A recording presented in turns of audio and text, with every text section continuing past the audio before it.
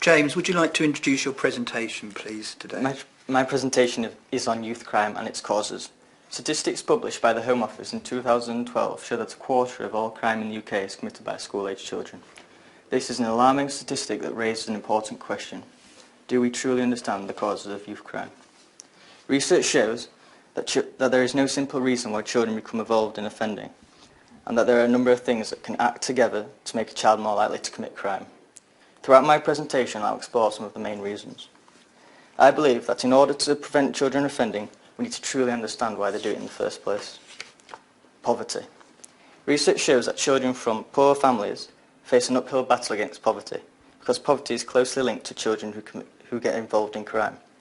Growing up in poverty means being cold, going hungry, not being able to join in various activities with your friends, and not going on holiday. All of these things which we take for granted. Fact. By 16, children receiving free school meals achieve 1.6 grades lower than their wealthier peers at GCSE. Leaving school with fewer qualifications means lower earnings. Child poverty also has long-lasting effects. This cycle is difficult to break free from. Remember, poverty is beyond a child's control, however stealing food because they are hungry is not. The following is an anecdote taken by a offender called Andy. Living in London, you have people driving X5s and Bentleys in the same area as people struggling to buy food. At 12 or 13, you realise your parents aren't able to provide for you anymore, so you find a way of providing for yourself. Another main cause is troubled homes and bad parenting. Parents are generally the most important people in children's lives. Their views and behaviour influence their children's behaviour in a good or bad way. Children are more likely to get into trouble if their parents are bad role models. The main reasons being they have a poor relationship with them, either lack of communication or affection, lack of boundaries, no supervision, no rules, not knowing where they are or who they are with leaves the children vulnerable to culture, violence, child sexual exploitation, drugs, alcohol, antisocial behaviour, negative peer pressure and truancy. Parent antisocial behaviour includes drug and alcohol misuse, violence and criminal activity influence children. All of these influence children to commit crime. Running away from home to escape some or all of the above. Conclusion. It's not surprising that some people living in homes and communities where poverty and crime rates are high are more likely to offend. Now we've explored some of the main causes, I would ask you to consider, are young people who commit crime really offenders that deserve punishing or victims of a failing society? From the issues I have explored, I am of the opinion that some choose to offend despite having other options available to them. However, some are victims of a failing society and have no other option available to them. Thank you, James. I wonder, in your causes, you didn't mention gang culture and peer pressure. Do you think that's a significant cause as well? Yeah, it's a significant cause, and I feel that they influence a child to commit crime and lead them down the wrong road. Thank you.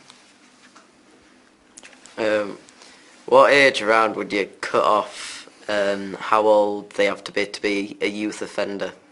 I would say that they have to be around 18 years old before you cut them off for a youth offender, as I feel before they're 18 that they're still growing, developing, not sure what's right and wrong and things like that.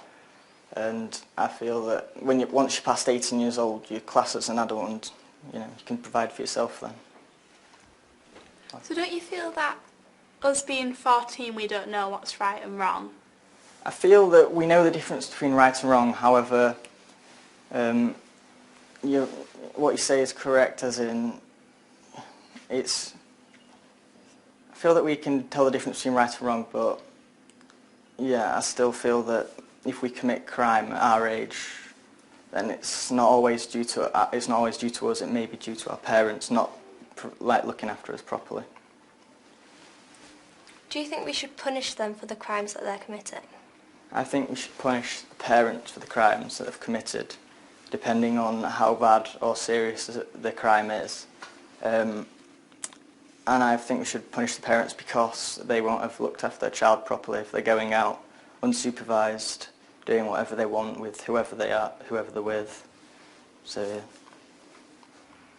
James, I'm not sure of the age, but if, say, someone of 12, 13, 14 commits a serious crime, I think that their identity is protected. In other words, their name is not revealed in the media. What do you think about that?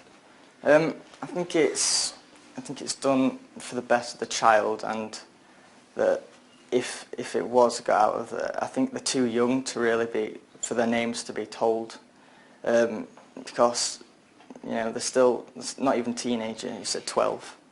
They're not really old enough to be identified. But you could say then they're not old enough to commit the crime, and yet they have. So Well, how yeah. do you reconcile that? Well, I believe that's mainly due to a bad upbringing on behalf of the parents or who the child's been around. So yeah, I think it may be to blame to who the child's actually been around or the parents of the child.